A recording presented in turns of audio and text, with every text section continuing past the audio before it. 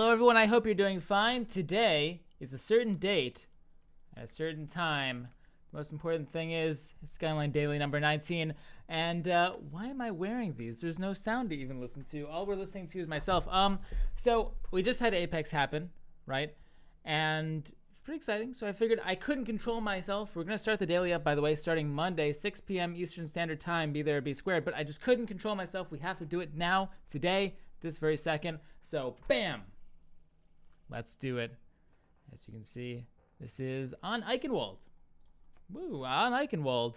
And as is tradition here, or maybe it's been a little too long for it to be tradition, but I always forget to open my pen, so there's the pen. Let's go ahead. 20 seconds until the match starts, and we have Lunatic High on offense over here. So we have Zumba shadowing the Hanzo. That's not what he's going to wind up with, of course.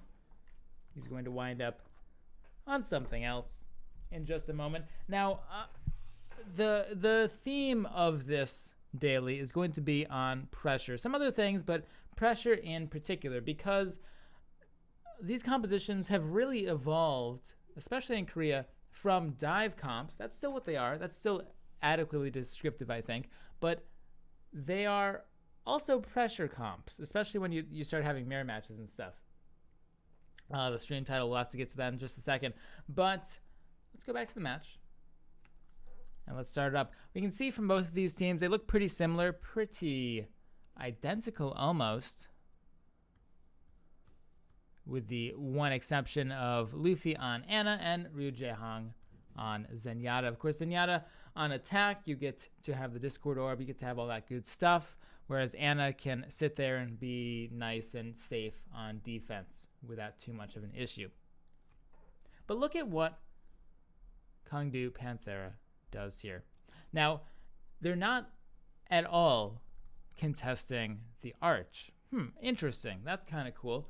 Now, the thing with the arch is if you hold the arch on Eichenwalde, it's good, it's strong, it's fancy, but especially with the new change where you have that extra added way in on the side, remember that? First of all, it's easier for the attackers. Plus, if you lose on the arch, you kind of just lose because there's nowhere to back up from. If we look here, if we, that's a perfect, thank you, spectator, for giving me that beautiful shot. If you lose at the arch, that's it. There's nowhere to back up. You're just 100%, 9,000% dead. But if we hide back here, we'll see that you have a lot of places to run back to. It's much more defensible. But notice what we do.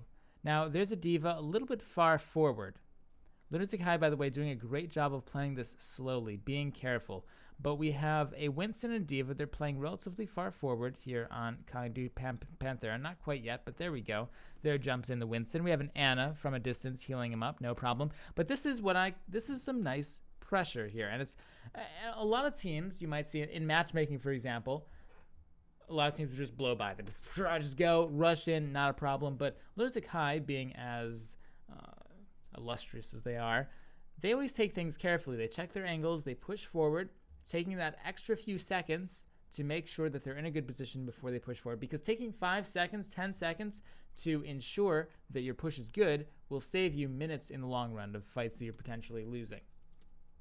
So, pushing forward even more, oh no. Void goes up a little bit too far, gets caught out. No Ana available to save him because Ana was saving the Winston like we were saying a little bit before.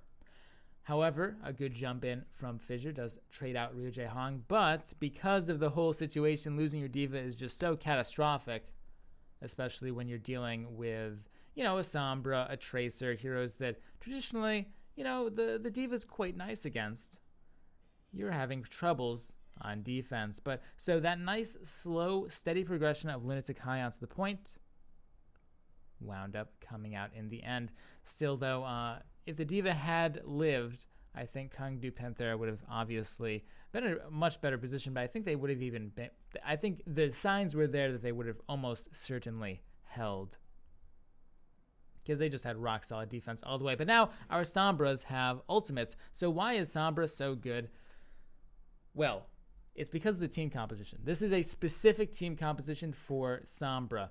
A lot of times I see players see this, oh, Sombra's broken, gotta play Sombra. No, look at this team composition. I think this is so cool, by the way. I've really been looking forward to seeing when teams are good enough to run this sort of thing in Overwatch, and it finally has happened. Plus, you know, Sombra got super mega buffs somewhat recently. Not super recently, but kinda. You get what I mean. Anyway, look at this composition.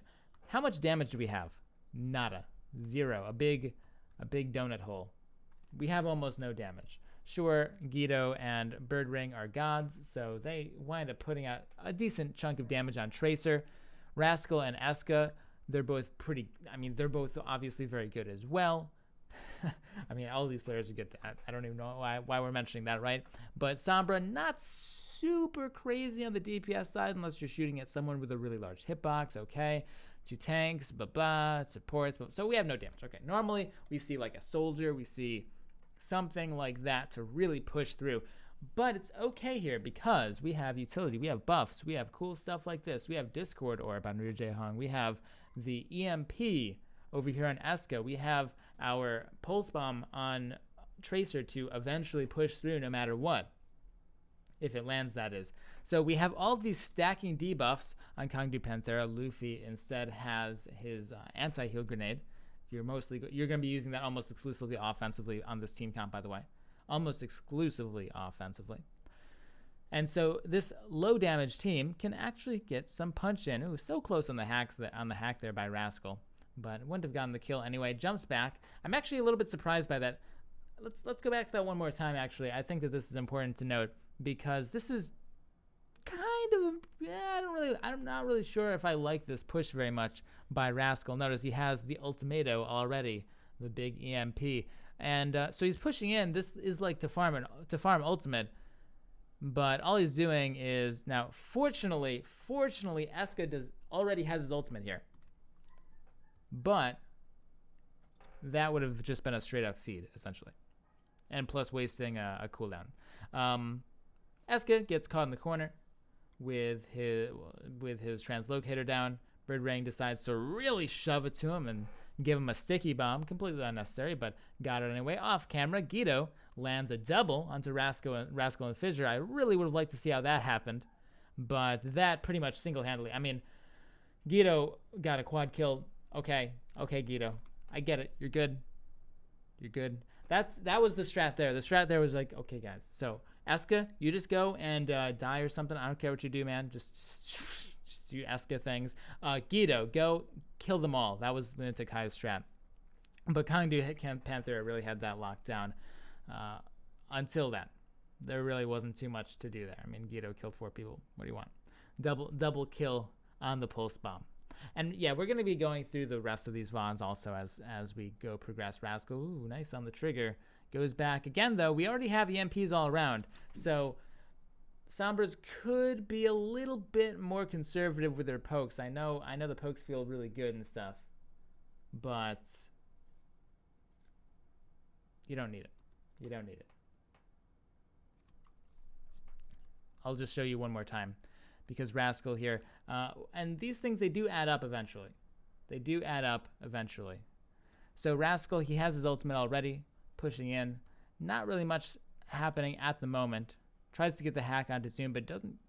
I didn't see if he landed or not. But now he's out of position for the fight that's actually happening. You're seeing he's going to take a while to get back in. If Rascal was already in this fight and was able to EMP just a tad bit earlier, that might have been a little bit more impactful. And as a result, Lunatic High gets again what was looking like a very strong fight for Kongdoo Panthera. Look, they started with a double kill. Just a little tiny thing turns it into Lunatic High's game. I think Dougie wants to come and join the daily, but no dogs allowed. At least not for the daily. Only Overwatch. So into the close quarters, Fissure jumps away from healing and stuff, but not too much to deal with there. And so here, Kongdoo Panthera, they're going to try to take the point back, but it will be to no avail as Lunatic High has a pretty phenomenal time at this point, 4 minutes and 20 seconds. But let's see if they can push all the way through. Eska still has the EMP. We have Ryuje Hong having the Zenyatta ultimate. What can really stop them? Waka Waka, by the way, has been, he does a fantastic job, and we'll see this a little bit later on, of staying back and not getting EMP'd. He waits until after the EMP and then pops the barrier. Of course, you can't always do that, as Sombra is everywhere at all times. Luffy, by the way, and this will be a continuous thing throughout this particular map, Luffy doesn't have the best position on Eichenwalde all the time. It's pretty easy for Guido to take him out. But I want to actually point out a cool thing here. There was no cool thing to point out. Never mind, I thought there was a cool thing. But there was none. Just Guido fragging out. And so I just want to highlight, though, that both of these teams vying for pressure. Sure, we're seeing Guido just kill everybody, right? But especially in the next round, we'll see a lot of this cool positioning take place more and more as Guido doesn't get quad kills every single fight. But Lunatic pushing forward again. Nice barrier by Toby as well. Again, after the EMP. Remember, EMP completely wipes out the barrier. And so we have a bunch of stuff happening. You can kind of see over here that the Zenyatta is soon to go down. Once that happens, that should just be about it once Waka Waka dies. All right, cool. Lunatic takes Eichenwalde in 3 minutes flat. Not too terrible. Not too terrible, but moving on. This is the cool part. The first part was just a warm-up, just to introduce you to some things, introduce you to players. Nice. But here now, on defense, is Lunatic and they're running some cool stuff. We have Guido on Orisa, Toby on Torbjorn. Cool solo Ryuje Hong on healing. That's very standard, something you almost always see because Torbjorn takes up the support slot. Now, we were talking about pressure before, and we're about to see that in a big way now. So I do actually like this. I think Lunatic is doing this mostly right, and I don't necessarily have, off the top of my head, the best possible way to improve this. But an issue that this composition has that you're going to see Kongdoo Panthera exploit tremendously in just a second, right after I drink my water.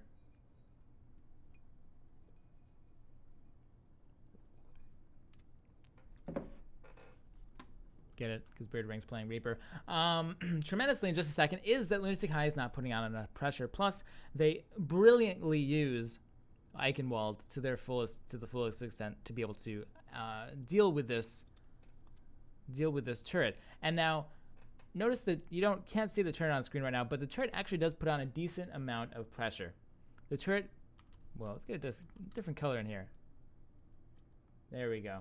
So the the turret rather, can put pressure along this entire lane and this entire lane. Normally that sounds pretty good, right? You're like, cool, we're putting pressure on both lanes the same way that the D.Va and the Winston were back when Kongdoo Panthera was on defense, right?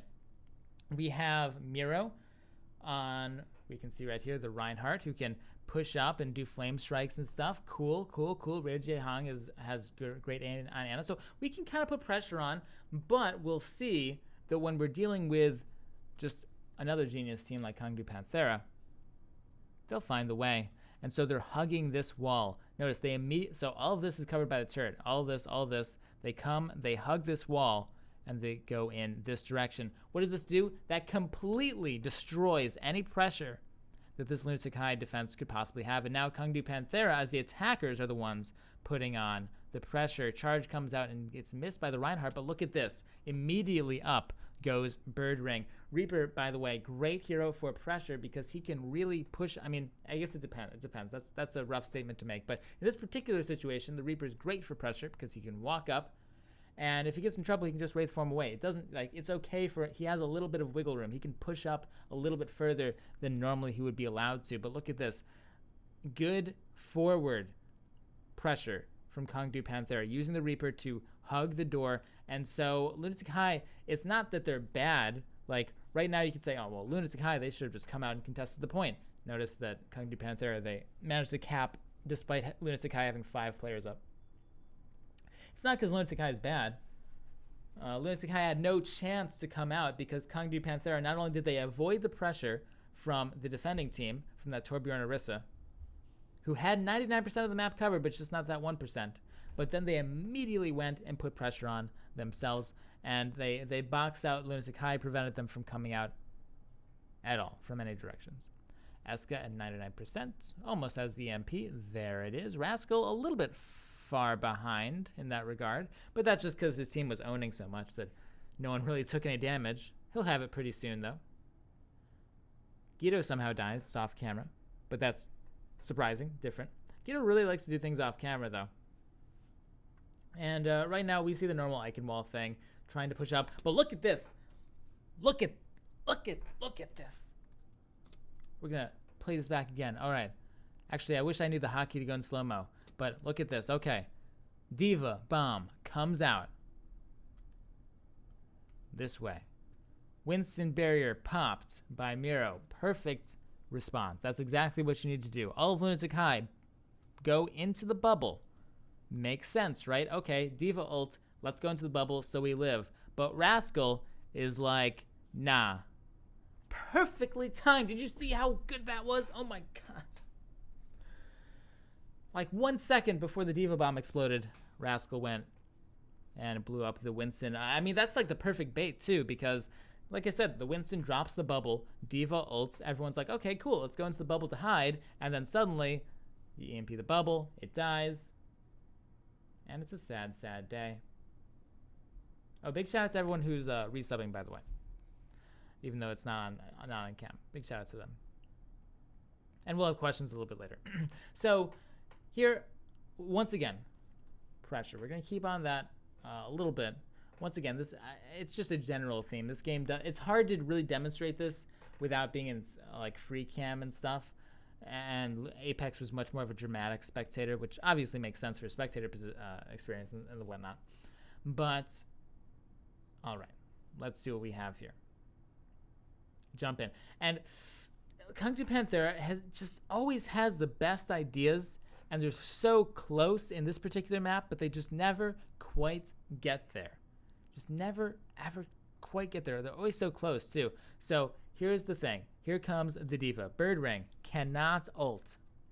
This is the thing. Birdring can't ult while there's a Diva around, no matter what. That's why he hasn't been using it. But look at this. The defense matrix is coming out. It drops right now. Completely open to use a Death Blossom if he's going to use it. Right? He might be like, okay, well, Rascal's dead, Waka Waka's dead, Void's going to die in a second. Maybe we just should not use it. I think what happened here is maybe, I mean, we're only talking about a couple seconds here as well. Also, Transcendence popped. Big no-no from Luffy. And that's going to hurt them in the future as well. I think that what happened there was just a little bit of a communication error. I think that the players thought, no, this fight's not going to happen. And then a shot caller said, no, let's go all in. And then it got all botched up, and the Zenyatta was just like, oh, I got ult, because we're going all in. But it happens. It happens. We're going to see the results of that, though, is that if they had used their ultimates immediately, they would have won the fight. But because they used their ultimates too late, well, they're going to lose the next fight. So, oh, no, spoiler alert. Well, they're going to lose the next fight. Although Rascal does have a beautiful EMP. Boom, hits everyone. They even get to kill Eska off the back of that as well. So there won't even be a counter EMP. But now we get to see some little oopsies as Rascal over. He's going to teleport onto this high ground, right? Nope, he misses it. So as a result, Rascal immediately winds up dying afterwards. Also, like I said, Luffy a little bit odd on the positioning here on Eichenwalde. So what happened here is, this is Luffy, by the way, where my red circle is, yellow circle is, blue circle is, whatever color it is, every color of the rainbow. This is Luffy right there. And we can see it's a bit awkward, right? Yeah. Why is Zenyatta back there? It's not because he's super terrible and he's a big noob. It's because, remember, if we go backwards a little bit to when Rascal did that beautiful EMP, where is everybody? Boom. Here. So Luffy was trying to get around to be able to shoot directly in. A little bit overly aggressive there, but it happens. As a result, Luffy's gonna die. Rascal's going to die both off of just minor mistakes. Maybe Luffy's was a little bit more major. Rascal's was more of a mechanical error.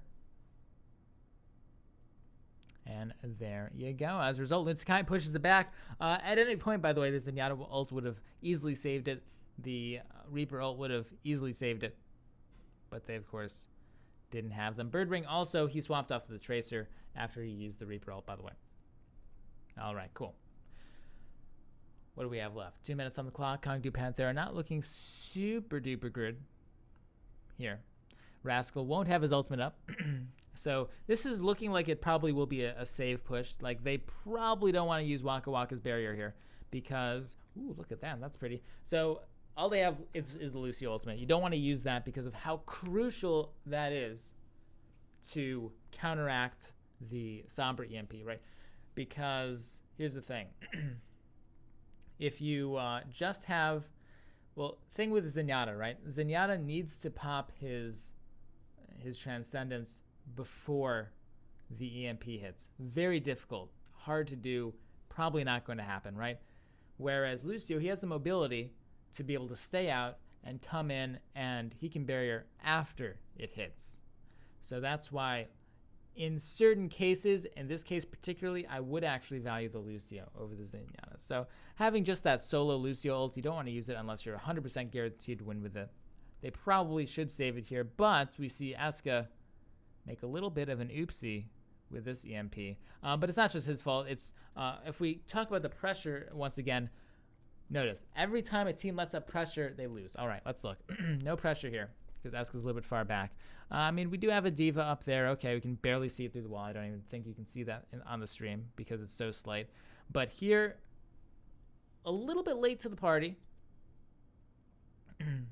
Asuka's going to pop a EMP that hits, I think, one or two people, sure.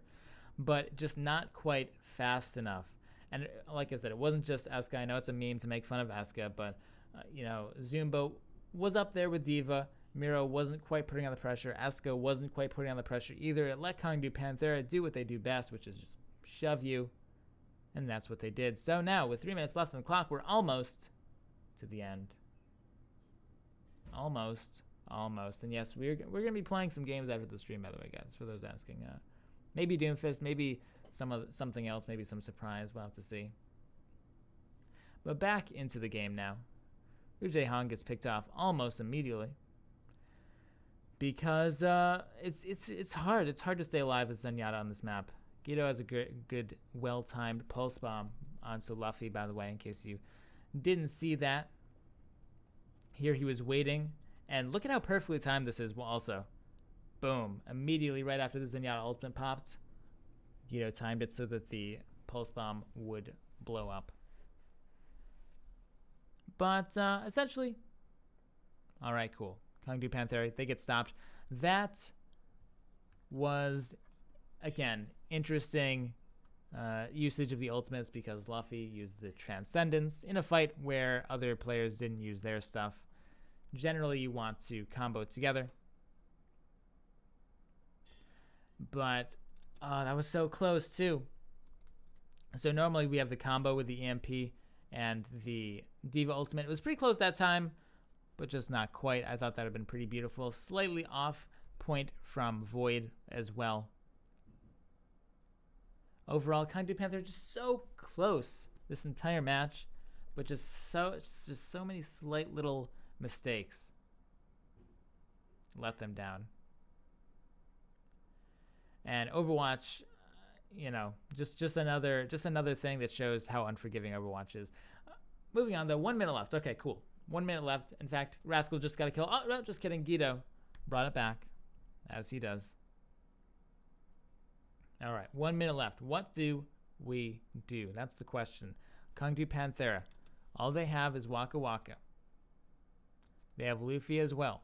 So they have two defensive ultimates. Rascal does not have an EMP yet. So, and Birdring doesn't have his thing yet either. With 1 minute, you have to think if you win this in overtime, you have 3 minutes to hold the first point of Eichenwalde. Is that going to happen?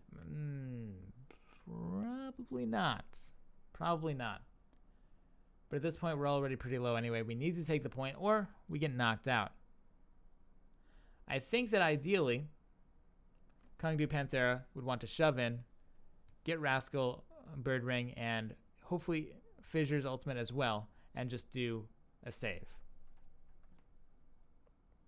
Because if you go all in here with your defensive ultimates, you're definitely dead if you lose the fight. But let's see what they decide to do. Looks like Luffy will pop the ultimate again. And so now Waka Waka, by the way, beautiful positioning from him. Look how far back he is. This is exactly what you need to do as Lucio against a Sombra. Eska comes in, ultimate, but perfect spacing from Waka Waka means that he's not in, even though it looks like he's very close to it, right? Immediately responds with the barrier. Not so perfect spacing on Rascal, however. He had, because Rascal is here, Rascal is in range. It's just that Waka Waka had to step up a couple steps forward to get it. And so as a result, Rascal was forced to play a little bit safer than normal. Of course, Zumba getting the most disgusting double Diva Bomb ever. Void trying his hand at it, only hitting one. Barely missing the payload, by the way. That was very close. I think that it would have gotten... Oh, no. Hiding behind the pillar. Hiding behind the pillar. And so now we just simplify it down all the way down to the end as we're in overtime. Lunatic, they have the respawn advantage, which means they probably got this. In fact, you can even see Toby swapping off to the Mei. That's the perfect swap because, they're already in overtime. They know it. And so they just want to stall out for as long as possible, potentially even take it like they just did. And that is map 2 of Apex Season 3, Lunatic High versus Kongdoo Panthera. We'll be doing more throughout the rest of the week. This was just dipping our toes in the water. I think we're going to do every map potentially. We'll see, though. We will see. For those of you on YouTube, I guess we should keep it going, huh? We should keep going. For those of you on YouTube, let me know how you liked it. For those of you on Twitch, just let me know right now. Ask some questions as well. But once again, these are Monday through Friday, 6 p.m. Eastern Standard Time. We're going to keep to it this time. I'm not going anywhere. No more trips. No more any of that stuff. So we are solid. Whoa, my fingers are cut off. We need to fix that.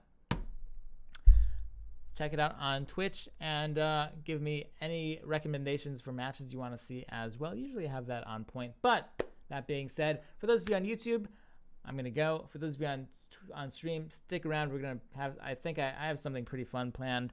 Anyway, never forget to stay positive and have a great day. See you tomorrow.